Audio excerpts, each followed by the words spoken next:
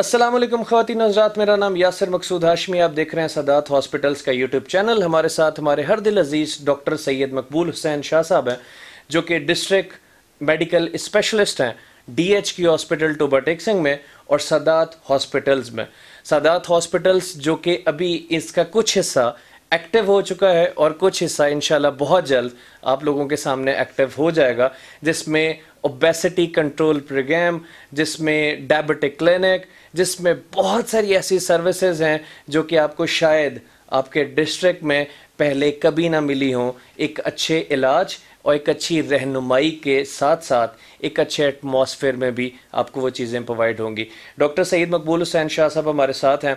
एक मौके का फ़ायदा उठाना है आज इनकी मौजूदगी का, और वो मौका ये है कि हम इनसे ज़रूर पूछें कि वैक्सीनेशंस के हवाले से कि वैक्सीनेशन कितनी ख़तरनाक हैं। सुना है चिप लगा रहे हैं, सुना है 2 साल बाद बंदे मर जाएंगे जिन्होंने वैक्सीनेशंस लगाई।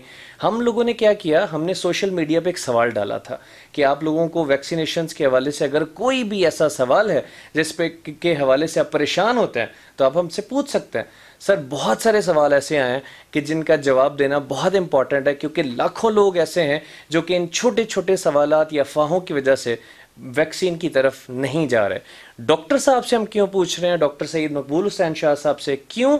क्योंकि वाहिद ये बंदे थे हमारे डिस्ट्रिक्ट में जिन्होंने सबसे पहले कोविड को as a front line warrior जो है वो कॉप अप करना शुरू किया और उसका मुकाबला करना शुरू किया, और अल्हम्दुलिल्लाह उसके बाद बहुत सारे हमारे दूसरे डॉक्टर, स्टाफ, पैरामेडिक्स, इन्होंने बहुत अच्छा मुकाबला किया बशमूल आप लोगों के।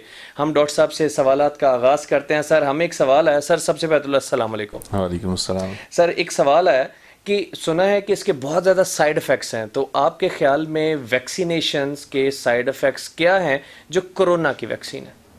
बहुत शुक्रिया यासर भाई। आज यकीनन ये बहुत अहम नशिस्त है, क्योंकि ये जो डेल्टा वेव आ रही है, ये जो चौथी वेव आ रही है, ये बड़ी ख़तरनाक वेव है। इसके बारे में हमने पूरी एक वीडियो ऑलरेडी की हुई है जो हमारे चैनल पे पड़ी हुई है कि इसमें क्या क्या चीज़ें आने जा रही हैं, खुदा ना खास्ता। तो इसके जो बेहतरीन हथियार है इसके ख़िलाफ़, डेल्टा वेव के ख़िलाफ़, वो हमारी वैक्सीन है। और वैक्सीन से हम लोग हिचकिचा रहे हैं। उसमें बहुत सारे लोगों के मुख्तलिफ सवालात थे, यकीनन वो हम आज इनको कराएँ जब बताएँगे तो हम आपसे ये अब एक्सपेक्ट कर रहे हैं कि इन जवाबात को सुनने के बाद आप अपनी वैक्सीनेशन ख़ुद भी करवाएंगे और अपने अजीज़ जो हैं, अपने रिलेटिव्स और अजीज़ों को ये शेयर भी करेंगे ताकि वो लोग भी वैक्सीनेशन करवाएं, ताकि ये जो डेल्टा वेव आ रही है इससे हम बच सकें इंशाल्लाह। तो यकीनन बहुत सारे लोग इस वजह से रुके हुए थे कि जी इसके साइड इफ़ेक्ट बहुत सारे हैं। साइड इफ़ेक्ट इसके हल्के फुल्के हैं। एक उसका जो मोटा सा साइड इफ़ेक्ट मुख्तलिफ है, मैं आपको अर्ज़ कर देता हूँ। ये बुखार होता है हल्का सा, जिस्म में दर्द हो सकती है, थकावट का एहसास हो सकता है, सर दर्द हो सकती है, जहाँ पे इंजेक्शन लगाया जाता है वहाँ पे थोड़ी सी पेन महसूस हो सकती है, और इसके अलावा जो है बाज़ लोगों के अंदर डायरिया, जो पेचिश हैं वो भी लग सकते हैं। लेकिन जो मैं अर्ज़ करना चाह रहा हूँ वो ये है कि ये सारे साइड इफ़ेक्ट्स वो हैं जो शॉर्ट एक्टिंग है, जो थोड़ी सी देर के लिए रहते हैं, कुछ दिनों के लिए, फिर ये ठीक हो जाते हैं। सिंपल पैनाडोल लेनी है आपने, ठीक हो जाना है। बहुत सारी बीमारी, बहुत सारी मेडिसिन ऐसी हैं जिनके साइड इफ़ेक्ट्स हमें पता है कि बहुत ज़्यादा हैं, लेकिन वो हम ले रहे हैं। क्योंकि जब आपने कोई भी मेडिसिन लेनी होती है तो आपने ये देखना होता है कि इसका साइड इफ़ेक्ट ज़्यादा है या इसका जो फ़ायदे हैं वो ज़्यादा हैं। कैंसर की ड्रग्स जो हैं ये बंदे को हिला के रख देती हैं, लेकिन हम वो लेते हैं। जी जी। क्यों लेते हैं? क्योंकि पता होता है कि इसके साइड इफ़ेक्ट तो यकीनन बहुत हैं, लेकिन इसके जो फ़ायदे हैं वो इस साइड इफ़ेक्ट से कहीं ज़्यादा हैं। तो ये जो वैक्सीन है, इनके साइड इफ़ेक्ट्स जो हैं वो हैं बहुत थोड़े हैं, थोड़ी देर के लिए हैं, और पैनाडोल से ठीक हो जाते हैं। और इसके जो फ़ायदे हैं वो बेतहाशा हैं, इसलिए आपने साइड इफ़ेक्ट की वजह से वैक्सीनेशन से नहीं रुकना। बिल्कुल सही। अच्छा सर, कुछ हमारी ख़वातीन ने भी सवालात भेजे हैं। वन बाय वन हम नाम इसलिए नहीं ले रहे सवाल पूछने वालों, क्योंकि बहुत सारे एक सवाल है और बहुत सारे लोगों ने वो सवाल पूछा हुआ है, तो टाइम की किल्लत की वजह से कि सर प्रेगनेंसी में है या लैक्टेटिंग है, इस वजह से हम लोगों ने अभी तक वैक्सीनेशन नहीं लगवाई। तो is that right decision of them, या कि उन्हें लगवानी चाहिए? देखिए, प्रेगनेंसी और लैक्टेशन में ये वैक्सीनेशन बिल्कुल सेफ है। हम लोगों ने, आपको अगर आप देखें हमारा चैनल, तो जो सबसे पहले वीडियो आई थी वैक्सीनेशन की, अगर आप उसको खोल के देखेंगे तो वहाँ पे उस वक्त हमने कहा था कि वैक्सीनेशन जो प्रेग्नेंट और लैक्टेटिंग वोमेन है वो ना लगवाएं। उस वक्त तक अभी ये चीज़ें, नई चीज़ें ये अनफोल्ड नहीं हुई थी कि लगवानी चाहिए कि नहीं। आज हम आपको अगर कह रहे हैं कि आप लगवाएं, तो ये हमारी दयानतदारी का अब सबूत है कि उस वक्त हम आपको मना कर रहे थे। आज अगर हम कह रहे हैं तो इसका मतलब वाकई जेन्युइन बात है कि ये सेफ़ है, आप लगवा सकते हैं। प्रेगनेंसी और लैक्टेशन की वजह से आप ना रुकें। बल्कि मैं एक और अर्ज़ करना चाहता हूँ कि देखें, एक तो होता है बंदे की अपनी ज़ात, एक है कि आपके साथ एक और जान मुंसलिक हो गई है। अगर खुदा ना खास्ता आपको ये डेल्टा वेव, आप इसमें इन्फेक्ट होते हैं, तो आप अकेले नहीं इन्फेक्ट हो रहे अगर आप प्रेग्नेंट हैं, बल्कि आपके साथ एक और जान रिस्क पे चली जा रही है। तो इसलिए आपने इसकी वजह से ये रुकना नहीं है, बल्कि फ़ौरन करवानी है। ये बिल्कुल सेफ़ है और करवा सकते हैं आप। बिल्कुल सही। अच्छा सर, सवाल है कि कोविड हमारा पहले ही पॉजिटिव हो चुका था, कोरोना तो हमें हो चुका है, तो हम अब वैक्सीन क्यों लगवाएं भाई? मतलब ये सवाल सर तकरीबन को 12-13 लोगों ने पूछा हुआ है, तो आपका इस हवाले से क्या ख्याल है? ये बहुत जेन्युइन सवाल है। पहले जो कंसेप्ट था इम्यूनोलॉजी के, जो हम पढ़ते थे, वो यही था कि जिस चीज़ से आप गुजर गए हैं उसमें आप वैक्सीनेशन की आपको ज़रूरत नहीं है। बिल्कुल सही। लेकिन इस केस में आके ये चीज़ थोड़ी सी डिफरेंट है। इसमें जब स्टडीज़ की गई तो ये देखा गया कि एक वो लोग थे जिनको इम्यूनिटी आई इन्फेक्शन के, वो खुद इन्फेक्टेड हुए। दूसरे वो लोग थे जिनको इम्यूनिटी आई कि वैक्सीनेशन के थ्रू इम्यूनिटी उनको आई। तो जो इम्यूनिटी लॉन्ग लास्टिंग थी और ज़्यादा अच्छी थी, वो ये देखा गया कि वो इम्यूनिटी थी जो वैक्सीन से पैदा हो रही थी। तो इसलिए जो अब हमारे डॉक्टर्स हैं, जो साइंटिस्ट्स हैं, वो ये कह रहे हैं कि आपको अगर खुदा ना खासा इन्फेक्टेड आप हो भी गए हैं तो आप वैक्सीनेशन फिर भी करवाएं, ताकि आपकी वो जो इम्यूनिटी, जितनी अच्छी इम्यूनिटी वैक्सीन से आ रही है वो आपकी इन्फेक्शन से नहीं आ रही। लिहाजा आप ज़रूर करवाएं। और इसमें जो बार बार सवाल ये भी पूछा जाता है कि अगर आप इन्फेक्टेड हैं तो कितनी देर बाद करवाएं? 4 से 8 हफ्ते के बाद, जब आप ठीक हो गए हैं उससे 4 से 8 हफ्ते के बाद अपनी वैक्सीनेशन करवाएं, और ज़रूर करवाएं। लेकिन सर ये चीज़ें डॉक्टर ही बता सकता है ना कि मतलब अभी आपका इन्फेक्शन ख़त्म हुआ है या नहीं हुआ, और कितनी देर बाद आपने लगवानी है, तो उसके लिए डॉक्टर तक जाना ज़रूरी है। बिल्कुल, आपने जब आपको खुदा ना खास्ता कोविड हुआ है तो आपने डॉक्टर के पास तो जाना ही जाना है, और उससे जाके आपने जो अपनी ट्रीटमेंट भी करवानी है, तो उसके बाद आपने ये भी पूछना है उससे। बिल्कुल सही।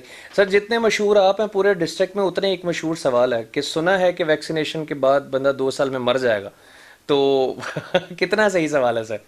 पहली बात तो ये कि मुझसे ज़्यादा मशहूर आप हैं, मैं आपसे ज़्यादा मशहूर नहीं है, आप बहुत ज़्यादा मशहूर हैं। अच्छा, अब ये जो सवाल था, अगर आप इसके पीछे जाए ना कि इसके पीछे बात क्या थी, तो वो बात ये थी कि एक फ्रेंच है वायरोलॉजिस्ट कहते हैं, जो वायरस का स्पेशलिस्ट होता है। जी बिल्कुल। उसका नाम है मोंटेग्नियर जो था, ये बेसिकली इसने नोबेल प्राइज़ लिया हुआ है। नोबेल प्राइज़ इसने लिया है एड्स HIV वायरस के बारे में इसने कुछ काम किया था 2008 के अंदर। तो ये नोबेल प्राइज़ है साइंटिस्ट। इसके हवाले से सोशल मीडिया के ऊपर, फेसबुक के ऊपर ये पोस्ट आई कि इसने कहा है कि जो बंदा भी ये लगवा रहा है वैक्सीन, वो 2 साल के अंदर अंदर ना सिर्फ ये कि मर जाएगा, बल्कि कोई चांस ही नहीं है उसके बचने के। तो इसका जवाब बहुत आसान है, और ये जो रूमर है ना, इसके अलावा इसकी कोई बेस नहीं है। सिर्फ एक बंदा है, इसकी ये पोस्ट है, उसी बेस के ऊपर ये सारी रूमर्स फैली हैं। तो इसका बड़ा आसान जवाब है कि उस बंदे ने ऑफिशियली आके इस बात का डिनाई किया है कि मैंने ऐसी बात की ही नहीं है, और ये जो मेरी तरफ मंसूब की गई बात, ये बिल्कुल गलत है।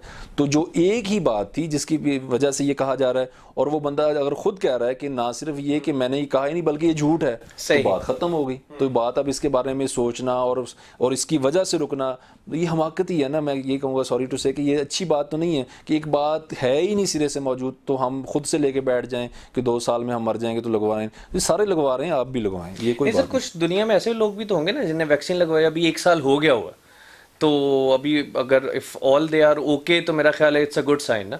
और दूसरी बात ये, अगर सारे ही मर जाएंगे तो आपने अकेले रह के क्या करना है? तो फिर क्या करना है? जब सारी दुनिया ही मर जाएगी तो ठीक है, हम भी सारी दुनिया के साथ। बिल्कुल ठीक। यहाँ पे लेते हैं छोटी सी ब्रेक, हमारे साथ बने रहिएगा। आपको बताएंगे ब्रेक के बाद कि आपके माँ बाप इस वैक्सीन को लगवा सकते हैं या नहीं लगवा सकते।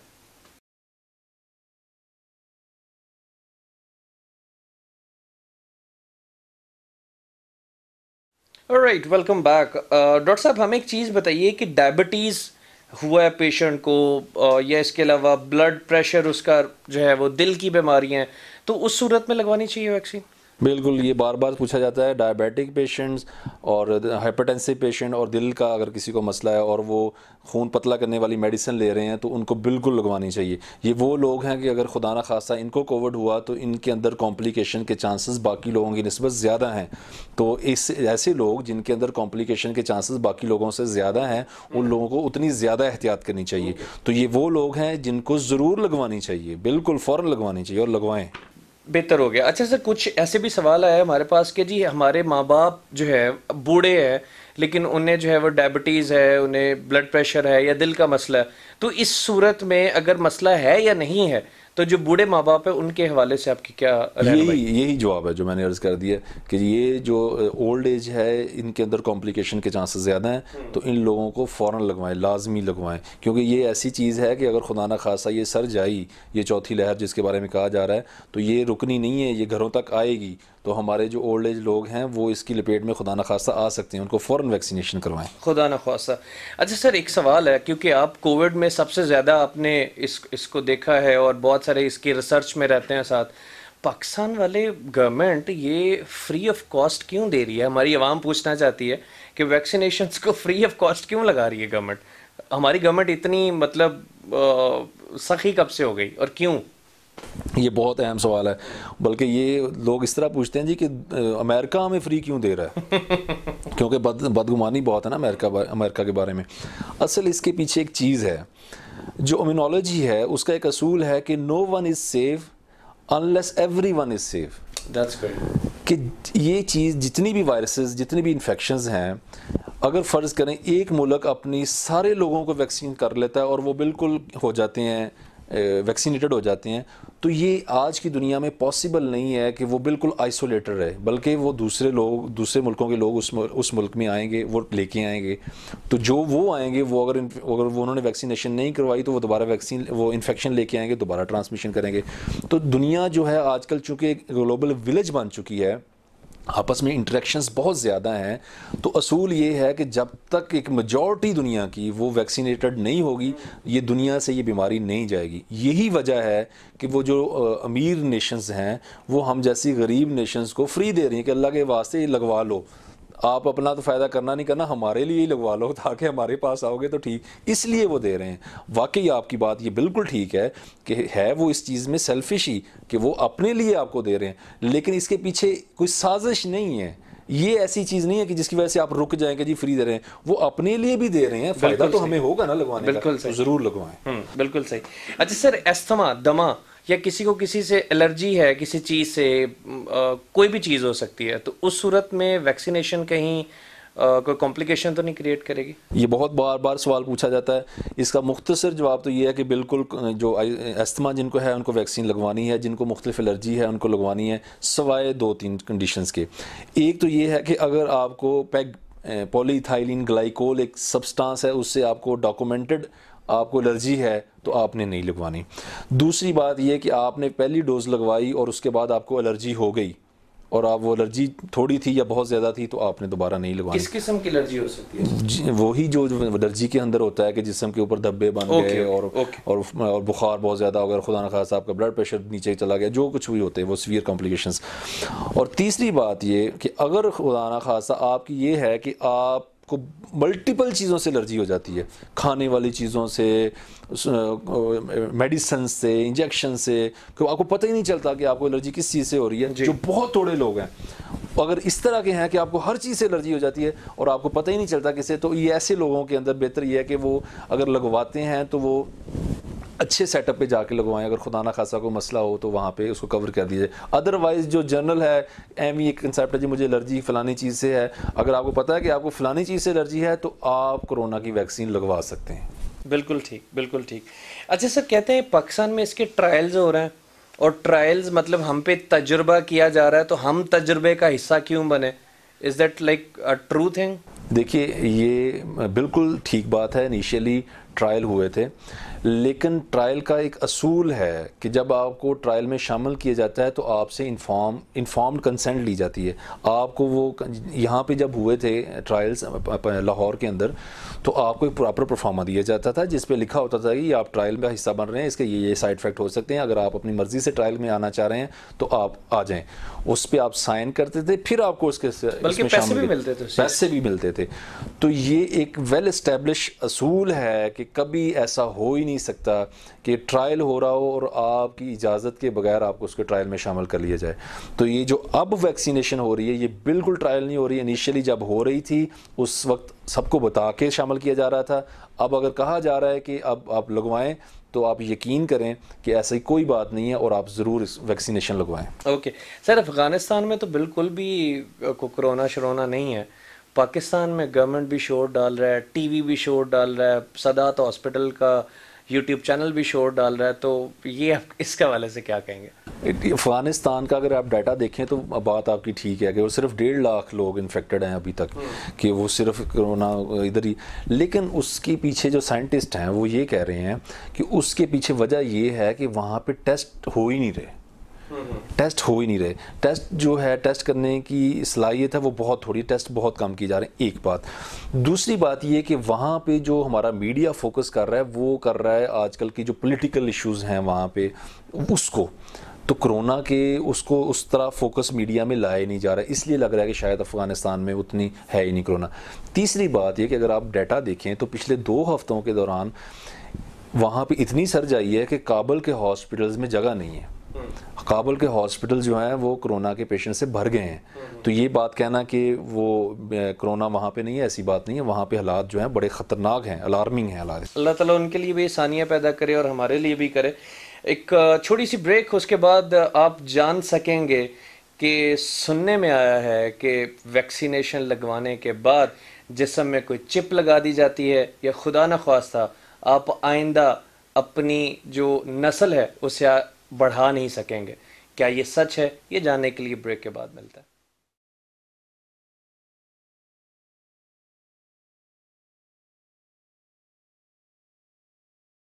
जी, बहुत खुश आमदीद आपको सदात हॉस्पिटल्स के यूट्यूब चैनल पे। हमारे साथ डॉक्टर सैयद मकबूल हुसैन शाह साहब हैं। वैक्सीनेशन के हवाले से आज का हमारा ये इंटरव्यू कह लें, सवालात और जवाबात का सिलसिला जारी है। सर, एक चीज़ है जो कि बहुत ज़्यादा पूछी गई है कि कोविड की वैक्सीनेशन लगवाने के बाद भी अगर कोविड हो रहा है तो हम वैक्सीनेशन क्यों करवाएं? ये बात बड़ी वैलिड बात लगती है कि हो तो रहा है बहरहाल, लेकिन देखें उसमें अगर आप इसका एनालिसिस करें ना कि जो हॉस्पिटल में एडमिशन्स हो रहे हैं ना अब, उसका जब डाटा उन्होंने एनालिसिस उसका किया है तो उन्होंने देखा है कि 97% वो लोग एडमिट हो रहे हैं जिनको वैक्सीनेशन नहीं हुई। अच्छा, इसका मतलब ये है कि 97% चांसेस है अगर आपने वैक्सीनेशन करवाई हुई है कि आपको इतनी सीवियर कॉम्प्लिकेशंस नहीं होंगी कि आपको हॉस्पिटल एडमिट होना पड़े। एक बात। दूसरी बात समझने की ये है कि हम लोग ये समझते हैं कि अगर वैक्सीनेशन करवा ली और उसके बाद अलामात आ गई तो फिर वैक्सीनेशन का तो फ़ायदा ही कोई नहीं हुआ। बात ये नहीं है। वैक्सीन करवाने का एक फ़ायदा तो यकीनन ये है कि उसके बाद आपको अलामात ही नहीं आती, लेकिन जिन लोगों के अंदर अलामात आ रही हैं उनके अंदर भी बड़ा फ़ायदा होता है इस वैक्सीनेशन से, कि इस वैक्सीनेशन की वजह से उन लोगों के अंदर कॉम्प्लिकेशन के चांसेस बहुत कम हो जाते हैं। वो सीवियर कॉम्प्लिकेशंस जो डेवलप होती हैं उन लोगों के अंदर जिनकी अंदर वैक्सीनेशन नहीं की गई होती, इन लोगों के अंदर वो कॉम्प्लिकेशन कम होती हैं। और डेथ जो है वो ऑलमोस्ट जो लोग वैक्सीनेटेड हैं उनके अंदर डेथ नहीं देखी गई, कि उनको डेथ हुई नहीं उन लोगों के अंदर। तो ये फ़ायदे भी बहुत फ़ायदे तो हैं ना। अगर थोड़े से लोगों को सिम्टम्स दोबारा हो भी रही हैं तो इतने लोगों को नहीं हो रही, फिर जिन लोगों को सिम्टम्स हो रही हैं उनके अंदर सीवियर कॉम्प्लिकेशंस नहीं आ रही, उनके अंदर डेथ कोई नहीं हो रही, तो फ़ायदा तो है ना। फिर इसलिए ज़रूरी है कि अगर लोगों को हो भी रहा है तो फिर भी आप वैक्सीनेशन ज़रूर करवाएँ। अच्छा सर, बड़ा इंपॉर्टेंट सवाल है कि वैक्सीनेशन जब बनती है तो ये बहुत बड़ा टाइम लेती है। इसके एनिमल्स पे ट्रायल्स होने होते हैं, इसके इंसानों पे ट्रायल्स होने होते हैं, पहले छोटे पैमाने पे फिर बड़े पैमाने पे 5-7 साल का टाइम दरकार होता है, शायद इससे भी ज़्यादा। ये ऐसी कौन सी वैक्सीनेशन आ गई कि सर इधर से अभी बीमारी खड़ी हुई और 1 साल बाद वैक्सीनेशन आके ड्रॉप हो गई? तो इस मतलब ये वैक्सीनेशन ठीक है, अभी लगवा लें लोग? ये वो कंसर्न है जो वाकई जायज़ कंसर्न है। इससे पहले, कोविड से पहले, जो सबसे तेज़ी से वैक्सीन तैयार की गई थी वो मम्प्स की थी। मम्प्स एक बीमारी है जिसकी वैक्सीन तैयार की, वो 4 साल में तैयार हुई थी। तो ये बिल्कुल जायज़ कंसर्न है, लेकिन इसको समझने की ज़रूरत है। देखें, इसकी जो तेज़ी से ये डेवलप होगी, इसकी कुछ वजूहात हैं। पहली वजह ये है कि इतने लेवल पे जब कोई भी वैक्सीन तैयार की जाती है, उसके लिए बहुत सारे पैसों की ज़रूरत होती है। वो पैसे उन बीमारियों में इस तरह प्रोवाइड नहीं किए गए थे। इस बीमारी के अंदर हुकूमतों ने अपने ख़जानों के मुंह खोल दिए हैं साइंटिस्ट के लिए कि आपके पास पैसों का मसला ही कोई नहीं है, आप इस वैक्सीनेशन को तैयार करें। तो जो मनी का फैक्टर था, जो वजह बनती थी लेट होने में, वो ख़त्म हो गया। फिर था रिसोर्सेज, कि वो जो लैब चाहिए आपको, जो मटेरियल चाहिए, जो चीज़ें चाहिए, वो अवेलेबल नहीं होती थी। तो ये चूँकि एक पेंडेमिक था और सारी दुनिया इसके बारे में परेशान थी, तो वो रिसोर्सेज फ़ौरन अवेलेबल हो गए। तो रिसोर्सेज की वजह से जो डिले होता था वो नहीं हुआ। फिर पब्लिक इंटरेस्ट बड़ा एक फैक्टर था। पब्लिक इंटरेस्ट जो था कि लोगों की डिमांड इस कदर ज़्यादा थी कि जो हुकूमतें थी वो उतनी तेज़ी के साथ इसकी तरफ गईं। बिल्कुल ठीक। वो पब्लिक इंटरेस्ट ने ड्राइव किया तेज़ी के साथ इसको करने में। फिर एक चीज़ होती थी इनरोलमेंट। जब आपने किसी भी बीमारी के अंदर वो करने होते थे, एनालिसिस करना था, इनरोलमेंट करनी होती थी, तो इनरोलमेंट के अंदर लोग नहीं आते थे, इनरोल नहीं होते थे। लेकिन इसमें क्या हुआ, इसमें उलट हुआ है कि जैसे ही अनाउंस हुआ है, एनरोलमेंट के लिए लोग बहुत ज़्यादा मौजूद थे, वॉलंटियर्स थे जो चाहते थे कि हमें वैक्सीन लग जाए, हम बच जाएं। तो वो जो डिले होती थी वो कोई नहीं हुई, एनरोलमेंट फ़ौरन हो गई। फिर जब किसी भी ये ट्रायल्स होते हैं, इसमें एक बहुत बड़ा फैक्टर होता है जो डिले करता है, वो होता है सैंपल का साइज़, कि आपने एक ख़ास सैंपल इकट्ठा करना होता है उस डिज़ीज़ का, फिर उसके बाद उसके आपने जो है कंक्लूजन्स निकालने होते हैं। वो सैंपल का साइज़, अगर कोई बीमारी मम्प्स थी या कोई और थी, इतने लोग नहीं होते थे उसमें इन्फेक्टेड कि वो सैंपल साइज़ फ़ौरन इकट्ठा हो जाए। ये एक ऐसी बीमारी थी जो पूरी दुनिया में ही फैल गई और सारी कौमों की कौमें इसमें, तो वो फ़ौरन जितने मर्जी लोग आप ले लें, वो सैंपल साइज़ को कलेक्ट करने में जो टाइम सर्फ होता है वो कोई नहीं हुआ। फिर इस फैमिली की ऑलरेडी वैक्सीन बनी हुई थी, सार्स की वैक्सीन ऑलरेडी बनी हुई थी, तो ये सार्स फैमिली का ही एक वायरस है, तो वो उसके ऊपर एक बहुत सारा काम पहले हो चुका हुआ था, तो इस वजह से भी ये जल्दी जल्दी काम हो गया। फिर इसमें यकीनन साइंटिस्ट ने बहुत मेहनत की है, तो ये तो उनको क्रेडिट जाता है कि उन्होंने एक इतना मेहनत के साथ काम करके, तो उन्होंने हार्ड वर्क किया है, और इन फैक्टर के साथ वो हार्ड वर्क भी एक फैक्टर था कि, और एट द एंड सबसे लक कि किस्मत ने भी हमारा साथ दिया। ये सारी चीज़ें मिलके ये वाहद वो वैक्सीन है जो बहुत जल्दी तैयार हो, तो लेकिन ये फैक्टर्स हैं सारे पीछे। लेकिन सर 20 साल पहले की टेक्नोलॉजी और अब की टेक्नोलॉजी में भी फ़र्क है, बहुत फ़र्क है। और बल्कि ये कह रहे हैं साइंटिस्ट कि ये जो वैक्सीन है ये रोल मॉडल होगी नेक्स्ट वैक्सीन के लिए, कि इतनी जल्दी भी डेवलप हो सकती है इंशाल्लाह। अच्छा सर, ब्लड क्लॉट होने के चांसेस हैं वैक्सीनेशन में? ब्लड क्लॉट हो जाना, या कि मतलब वैक्सीन लगने के बाद कोई जिस समय कहीं पे खून जम गया है जिससे कोई नुकसान हो सकता हो? देखिए, जो इस वैक्सीन के बारे में कंसर्न्स हैं लोगों के, वो दो तरह के हैं। एक कंसर्न्स हैं जिनकी कोई लॉजिक नहीं है, वो ऐसे ही खाम खा के कंसर्न्स हैं। दूसरे वो कंसर्न्स हैं जिनकी लॉजिक है, पीछे कुछ ना कुछ है। तो ये जो कंसर्न था ये वाकई ऐसा था जो लॉजिकल था, जिसके पीछे कुछ ना कुछ बात थी, लेकिन अब आपने समझना है कि वो बात क्या थी और वो बात क्यों अहम नहीं है। देखिए, एस्ट्राजेनेका के बारे में पब्लिश हुआ कि इसके साथ ब्लड क्लॉट हो रहे हैं। साइंसदानों की ज़बान में उसमें कहते हैं vaccine induced immune thrombotic thrombocytopenia, ये उससे हो रहा था। अब आप देखें कि 34 मिलियन लोगों को वैक्सीन की गई, 34 मिलियन लोगों को। उसमें जो CVT सेरिब्रल वेन थ्रोम्बोसिस एक बीमारी होती है, उसमें लोगों को हुआ 169 लोगों को। और 20 मिलियन जो लोग थे, 20 मिलियन लोगों में सिर्फ 19 लोगों की डेथ इस बीमारी की वजह से हुई। अब देखें, बात ये है कि ये पहली बात तो ये है कि ये अभी एस्टेब्लिश ही नहीं हुआ कि ये इतने थोड़े से लोगों में जो क्लॉट हुआ है, ये क्या इस वैक्सीन की वजह से हुआ है या कोहै और फैक्टर था इन लोगों के अंदर कि जिसकी वजह से ये क्लॉटिंग हुई। दूसरी बात, दुनिया में जो भी मेडिसिन बनती है, इससे पहले भी जो बनती हैं, उसमें भी यही होता है कि इस तरह की चीज़ें आती हैं, उनको देखा जाता है और वो चीज़ें बाद में पता चलता है कि वो नहीं थी। लेकिन चूंकि अब सोशल मीडिया का दौर है, तो वो जो इमैच्योर नॉलेज जो बाहर नहीं आना चाहिए, जो बाहर नहीं आता था, वो सोशल मीडिया के ज़रिए फ़ौरन फैल जाता है। और फिर इस चीज़ को देखे बगैर कि ये उसके फैक्टर में शामिल था वैक्सीन के नहीं, वो एक शामिल कर दी जाती है। तो ये ऐसी कोई बात नहीं है। अब तो इसको हुए एक तकरीबन ऑलमोस्ट 1 साल होने लगा है वैक्सीन को, 1 साल से कुछ अरसा कम होगा।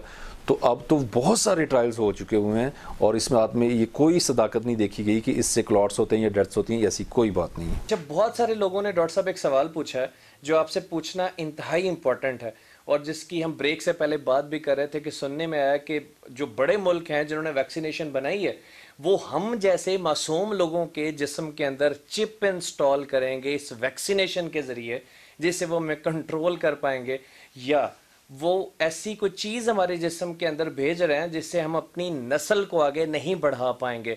इसमें कितनी सदाकत है? ये वो सवाल था जो बड़े पढ़े लिखे लोगों ने भी मेरे से किया कि जी इसके बारे में लाजमी आप बात कीजिएगा। देखिए 2 बातें इसमें अर्ज़ करूँगा।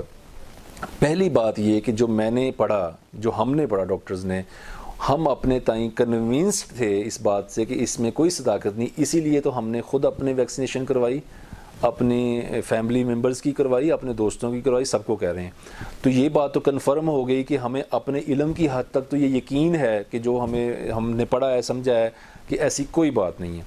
ये सबूत है हमारा अपना खुद अपनी ज़ात को लगवाना कि ऐसी कोई बात नहीं इनफर्टिलिटी और चिप के बारे में। अगर ये कहा जाए कि जी हो सकता है कि डॉक्टर साहब आपको ही ना पता हो, पीछे हो रहा हो काम, तो लॉजिकल अगर आप सोचें तो ये लॉजिकल बात है जो आप भी सोच सकते हैं, ये कोई मेरी ऐसी सोच नहीं है। अगर ये वैक्सीन एक नेशन ने बनाई होती, एक जगह से बन के आई होती, तो फिर तो ये कंसर्न जायज़ था कि जी ये सिर्फ अमेरिका ने बनाई है और अमेरिका जो है वो पूरी दुनिया के अंदर चिप अपनी इंस्टॉल करना चाह रहा है, तो इसलिए बनाएगी। ये तो हर नेशन ने बना ली है, रशिया ने अपनी बना ली है, चाइना ने अपनी बना ली, अमेरिका ने अपनी बना ली।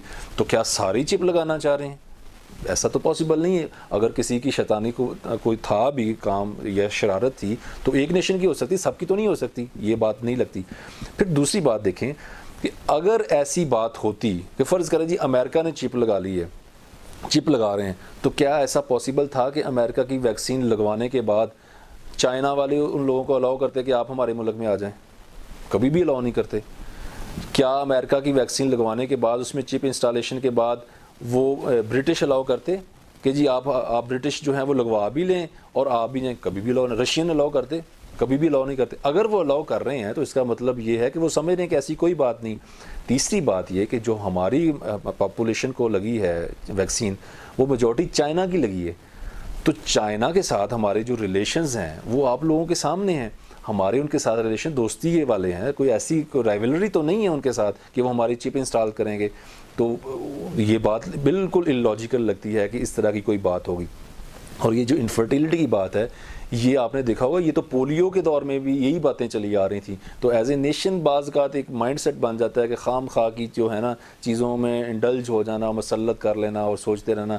तो ऐसी कोई हकीकत नहीं है। वैक्सीनेशन आपने ज़रूर करवानी है, इसके बहुत सारे फ़ायदे हैं और डेल्टा वेव के ख़िलाफ़ सबसे बेहतरीन हथियार यही है। Thank you very much doctor साहब फॉर योर वैल्यूएबल टाइम। को पैगाम देना चाहेंगे आप? यही पैगाम है, आज का पैगाम ही ये है कि डेल्टा वेव से बचने का बेहतरीन हथियार वैक्सीनेशन है। वैक्सीनेशन करवाएं।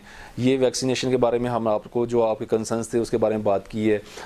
इन कंसर्न्स को सुनने के बाद आपका अब मैसेज ज़रूर आना चाहिए कि जी हमने अब वैक्सीनेशन करवा ली है।